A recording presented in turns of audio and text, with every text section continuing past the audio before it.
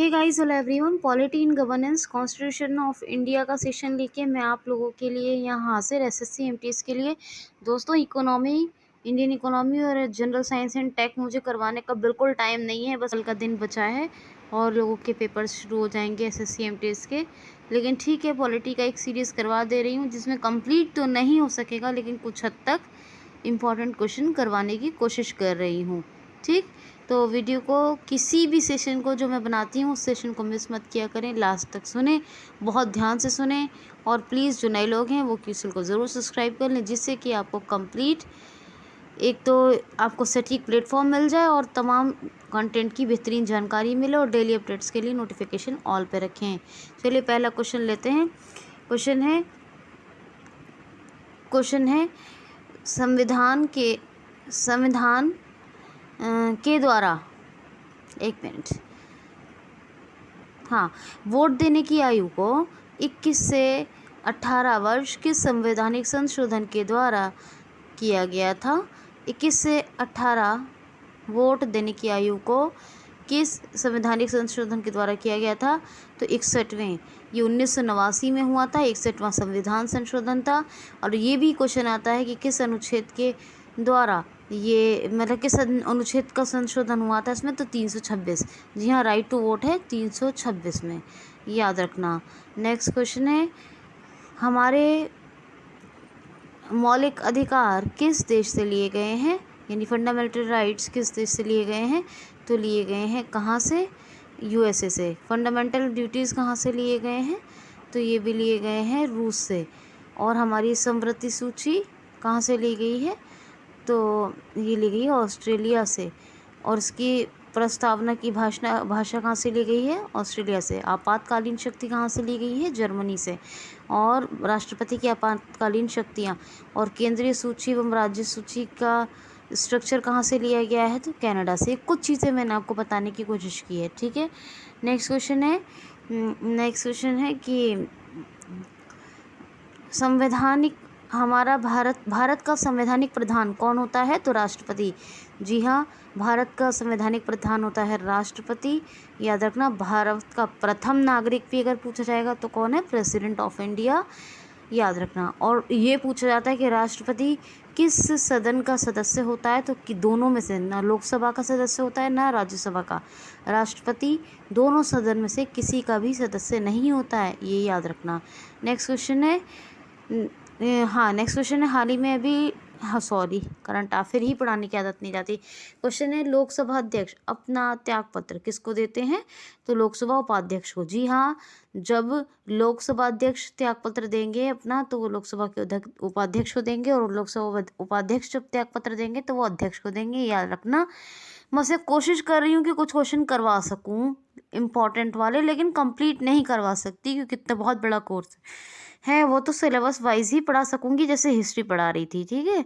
तो ये है, लोकसभा उपाध्यक्ष अध्यक्ष को, अध्यक्ष जो है उपाध्यक्ष को देगा। और पूछ जाए कि दोनों सदन का सभापति कौन होता है? तो लोकसभा का अध्यक्ष।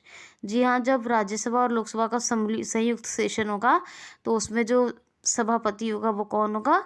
वो लोकसभा का अध्यक्ष होगा। वैसे जो है सभापति राज्यसभा का उपराष्ट्रपति होता है, लेकिन अगर संयुक्त सेशन होगा तो सभापति कौन होगा? सभापति अध्यक्ष ही होगा, याद रखना। उपराष्ट्रपति राज्यसभा के अध्यक्ष होते हैं। लोकसभा अध्यक्ष जो है 25 वर्ष की इसके लिए आयु होनी चाहिए, और जो है इसको लोकसभा के सदस्य मिलकर चुनते हैं, और इसका कार्यकाल 5 वर्ष का ही होता है, जितना सरकार का होगा, ठीक, याद रखना।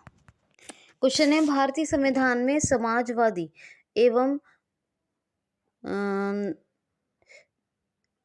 समाजवादी, हम भारत के लोग, एक मिनट, हाँ, धर्मनिरपेक्ष, समाजवादी और धर्मनिरपेक्ष दो शब्दों को किस संविधान संशोधन के द्वारा जोड़ा गया था? तो एक मिनट, धर्मनिरपेक्ष नहीं, पंथ निरपेक्ष, मैं भूल गई थी क्योंकि पूरी प्रस्तावना मुझे खुद याद है। ठीक है, सॉरी, पूरी प्रस्तावना खुद याद है फिर भी दिमाग से निकल गया। तो पंथ निरपेक्ष और समाजवादी 2 शब्दों को किस संवैधानिक संशोधन के द्वारा जोड़ा गया? तो 42वें, और ये जो है 1976 में हुआ था। इसको मिनी कॉन्स्टिट्यूशन ऑफ इंडिया कहा जाता है, ये बिल्कुल याद रखना। और ये जो प्रियम्बल है हमारी, ये इसमें एक ही बार अभी तक संवैधानिक संशोधन हुआ है, ये भी आप बिल्कुल याद रखोगे। ठीक है, ये बिल्कुल आपको याद रखना है। नेक्स्ट क्वेश्चन है, हमारे संघीय समिति और प्रारूप समिति के अध्यक्ष कौन थे? तो संघीय समिति के अध्यक्ष थे पंडित जवाहरलाल नेहरू, और प्रारूप ड्राफ्टिंग कमेटी के अध्यक्ष थे कौन? तो वो थे डॉक्टर BR अम्बेडकर राव, यानी भीमराव अम्बेडकर साहब, बाबा अम्बेडकर साहब। और जो हमारी एक और समिति थी रेगुलेशन कमेटी, उसके अध्यक्ष थे डॉक्टर राजेंद्र प्रसाद। और एक और पूछा जाता है कि एडवाइज़र, कॉन्स्टिट्यूशनल एडवाइज़र कौन थे, यानी कि संविधान के सलाहकार कौन थे? तो थे डॉक्टर BN राव। कौन थे? Doctor BN Rao. तो ये क्वेश्चन कुछ याद रखिएगा। क्वेश्चन है, मौलिक अधिकारों का वर्णन किस अनुच्छेद में, संविधान के किस अनुच्छेद में मिलता है? तो 61 का, 61, आर्टिकल 61 का में। नेक्स्ट क्वेश्चन है, directive states of principle policy, देखिए होता क्या है। हाँ, तो डायरेक्टिव स्टेट्स प्रिंसिपल पॉलिसी या राज्य के नीति निर्देशक सिद्धांत या तत्व, ये किस देश से लिए गए हैं? तो आयरलैंड से। यानी डायरेक्टिव प्रिंसिपल्स ऑफ, सॉरी मैंने गलत बोला है, बोलने में मेरा फ़र्क हो गया थोड़ा सा। Directive principles of state policy कहते हैं, ठीक है, वो मैंने directive principles of state policy, वो कभी कभी होता है, आगे पीछे वर्ड हो जाते हैं। तो ये किससे लिए गए हैं? यानी राज्य के नीति निर्देशक तत्व, ये नीति निर्देशक सिद्धांत आयरलैंड से। अच्छा, क्वेश्चन है, पार्लियामेंट यानी संसद के कितने हिस्से होते हैं? तो याद रखना, संसद के होते तो 2 हाउस हैं, यानी 2 सदन होते हैं। जो एक होता है पब्लिक चैम्बर, लोकसभा, ये निचले सदन को कहते हैं, ये बता रही हूँ, पहले ध्यान से सुनिए। एक होता है स्टेट असेंबली, ये कहते हैं राज्यसभा को, और ये स्टेट असेंबली या बोलेंगे हाउस ऑफ स्टेट, बोलेंगे हाउस ऑफ स्टेट। और ये किसको कहते हैं? राज्यसभा को। ये तो सदन हो गए। लेकिन पूछा जाए संसद के कितने हिस्से होते हैं, तो यानी लोकसभा, राज्यसभा और राष्ट्रपति, यानी 2 हाउस होंगे और एक राष्ट्रपति होगा, तभी संसद होगी, वरना नहीं होगी। याद रखना, कभी 2 सदन को मिला के संसद नहीं कहते। राष्ट्रपति, राज्यसभा, लोकसभा, यानी राष्ट्रपति सबसे हेड है, फिर ऊपरी सदन, फिर निचला सदन लोकसभा, तब संसद होती है। ठीक है, ये आपको बिल्कुल याद रखना है, भूलना नहीं है। तो आई होप सो कि आपको ज़रूर याद रहेगा।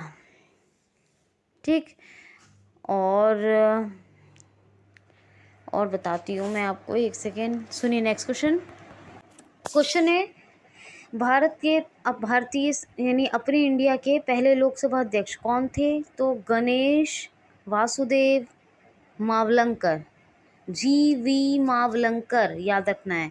गणेश वासुदेव मावलंकर, पूरा नाम भी है GV मावलंकर। दूसरे अध्यक्ष कौन थे लोकसभा अध्यक्ष? तो MA अयंगर। और तीसरे कौन थे लोकसभा अध्यक्ष? तो हुकुम सिंह। कौन थे? हुकुम सिंह। टॉप 3 स्पीकर्स याद रखिएगा, लोकसभा स्पीकर्स। नेक्स्ट क्वेश्चन है, सॉरी, मैं करंट अफेयर की टीचर भी हूँ ना, वो ही मसला रहता है, हाल ही नहीं जाता है।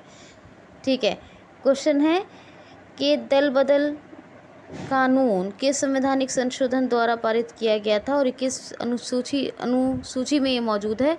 तो 10वीं अनुसूची में मौजूद है दल बदल की सूची, यानी दल बदल कानून, और इसे जोड़ा गया था 52वें संवैधानिक संशोधन के द्वारा, और ये हुआ था 1985 में। कब हुआ था? 1985 में। याद रखिएगा, मिनी कॉन्स्टिट्यूशन ऑफ इंडिया किसको कहा जाता है? लघु संविधान, भारत का लघु संविधान। तो 42वें संशोधन को कहा जाता है, जो 1976 में हुआ था। ये बिल्कुल आपको याद रखना है, भूलना नहीं है। ठीक है जी। क्वेश्चन है संविधान के किस अनुच्छेद में धन विधेयक की व्याख्या यानी मनी बिल के बारे में बताया गया है? तो अनुच्छेद 110 के बारे में, अनुच्छेद 110 में मनी बिल के बारे में बताया गया है, आर्टिकल 110। क्वेश्चन है राज्य की नीति निर्देशक तक किस अनुच्छेद से किस अनुच्छेद तक वर्णित किए गए हैं? तो अनुच्छेद 36 से अनुच्छेद 51 तक। 51 का में आर्टिकल 51 का में फंडामेंटल ड्यूटीज़ हैं। नेक्स्ट क्वेश्चन है उपराष्ट्रपति से संबंधित चुनावी विवाद को कौन सुलझाता है? तो उच्चतम न्यायालय यानी सुप्रीम कोर्ट। कौन सुलझाता है? उच्चतम न्यायालय। नेक्स्ट क्वेश्चन है संविधान में वर्तमान में कितनी अनुसूचियां हैं? तो 12 अनुसूचियां हैं, 22 भाग हैं और 395 आर्टिकल्स हैं।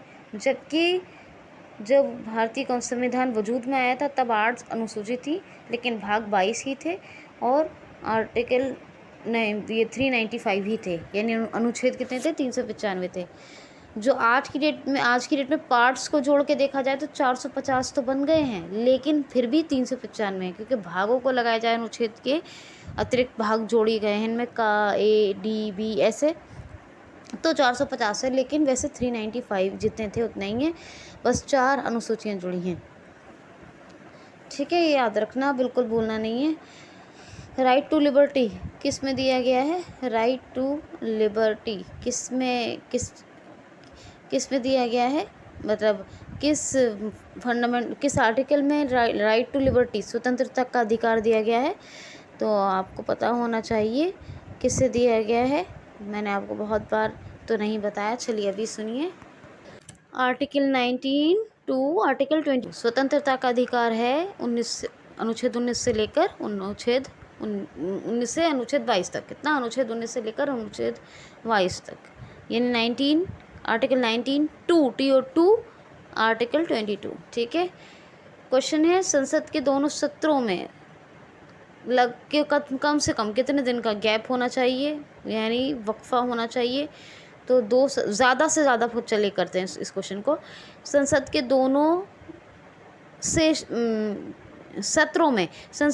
सत्रों में कम से ज़्यादा कितने दिन का अंतराल या वक्फा होना चाहिए? तो 6 महीने। 6 महीने से ज़्यादा का नहीं दे सकते गैप, 6 महीने का ज़्यादा से ज़्यादा अंतराल हो सकता है संसद के दोनों सत्रों में, ग्रीष्म सत्र और शीत सत्र में। ठीक है। क्वेश्चन है ये तो बता दिया मैंने आपको, राज्यसभा का सदस्य बनने के लिए कितनी आयु चाहिए? तो 30 वर्ष, यानी राज्यसभा का सदस्य बनने के लिए यानी आपको वो बनना है, मेंबर ऑफ पार्लियामेंट बनना है, MP बनना है राज्यसभा के अंदर, तो कितना? 30 वर्ष। और लोकसभा का सदस्य बनना है तो 25 वर्ष। ये तो आपको बता दिया था। अच्छा जी, ये क्वेश्चन है विपक्ष के पहले नेता भारतीय संविधान बनने के बाद विपक्ष के पहले नेता कौन थे? A.K. गोपालन। कौन थे? A.K. गोपालन, याद रखना। क्वेश्चन है भारत का विधि अधिकारी यानी लॉ ऑफिसर कौन होता है? तो अटॉर्नी जनरल। स्टेट के होते हैं एडवोकेट ऑफ जनरल और केंद्र का होता है अटॉर्नी जनरल, जिसको हम कहते हैं क्या बोलते हैं? हाँ, महान्यायवादी। क्या बोलते हैं? महान्यायवादी। यानी कि इसको पूछा जाता है अटॉर्नी जनरल को नियुक्त कौन करता है? तो ये इसको राष्ट्रपति करते हैं, अपॉइंट करते हैं, प्रेसिडेंट ऑफ इंडिया अपॉइंट करते हैं। अनुच्छेद 76 में वर्णन मिलता है किसका? अटॉर्नी जनरल का। किसका? अटॉर्नी जनरल, महान्यायवादी का। तो याद रखना। नेक्स्ट क्वेश्चन है राष्ट्रपति को शपथ कौन दिलाता है? तो भारत के मुख्य न्यायाधीश, चीफ जस्टिस ऑफ इंडिया शपथ दिलाते हैं। ठीक, याद रखना। क्वेश्चन है कौन सा अनुच्छेद ये निर्देश देता है कि ग्राम पंचायत की स्थापना की जाए? तो अनुच्छेद 40। कौन सा? अनुच्छेद 40। नेक्स्ट क्वेश्चन है संविधान निर्माता डॉक्टर भीमराव अंबेडकर ने किस अनुच्छेद को संविधान की आत्मा कहा है? तो आर्टिकल 32 को। आर्टिकल 32। ठीक है, संवैधानिक क्षेत्र का अधिकार, ये आप ठीक है, ये याद रखना, बस आपको याद रखना आर्टिकल 32। नेक्स्ट क्वेश्चन है सशरीर प्रस्तुत किया जाए या सशरीर उपस्थित किया जाए, ये किस रिट के माध्यम से व्याख्यान किया गया है?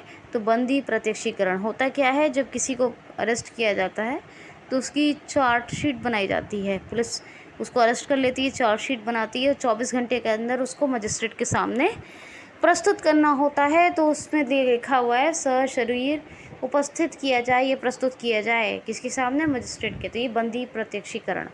और इसको नेक्स्ट क्वेश्चन है, व्यक्तिगत स्वतंत्रता का बांध किस रिट को कहा जाता है? तो इसी को कहा जाता है बंदी प्रत्यक्षीकरण। कितने रिट होते हैं? बंदी प्रत्यक्षीकरण। और इसके बाद कौन सा है? प्रतिषेध। नहीं, पहले सुन लीजिए, बंदी प्रत्यक्षीकरण और हाँ प्रतिषेध, और फिर एक है उत्प्रेषण, परमादेश और अधिकार प्रक्षा। ये 5 रिट होते हैं, 5 रिट होते हैं, याद रखना। नेक्स्ट क्वेश्चन है,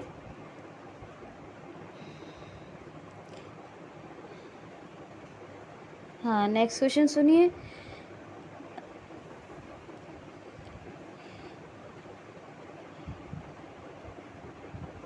एक मिनट, तो ये हो गया। एक नेक्स्ट क्वेश्चन और ले लेते हैं जी।